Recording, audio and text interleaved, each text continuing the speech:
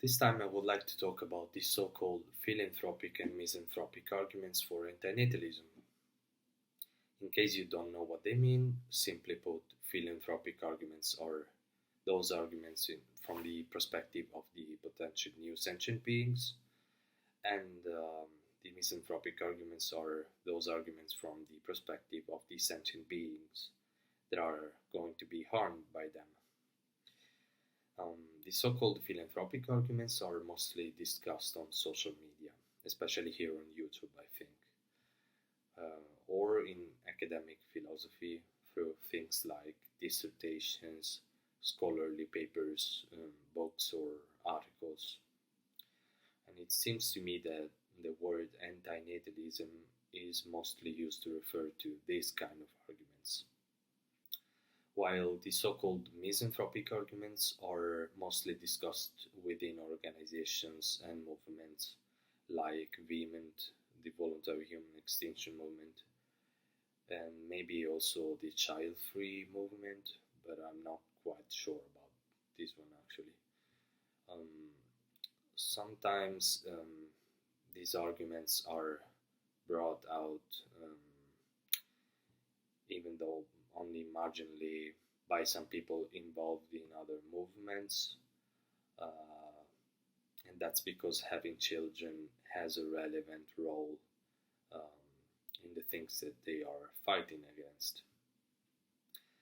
And also, the misanthropic arguments are brought out in favor of denatalism as well, which is the stance of who doesn't think that procreation is always wrong, but it can be acceptable depending on the circumstances.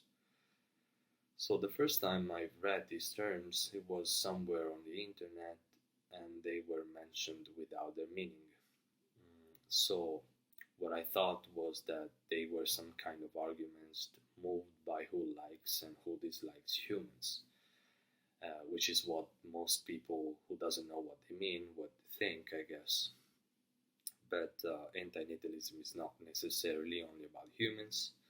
I am one of those who think that it should apply to all sentient beings. Therefore, using the word anthropic, which means about humans, is misleading. And also, they make you think that they are about liking or disliking humans, and therefore they should be incompatible with each other. But this is not what they mean. They don't have anything to do with liking or disliking humans, and they are definitely not incompatible with each other. So I have thought about possible alternatives to these terms, and I thought about active harm arguments for misanthropic ones and passive harm arguments for philanthropic ones. Um, Let me know what you think about them if you want, and in case you have any other idea, it would be interesting for me, and I would be glad if you could share them. And also, I would like to ask you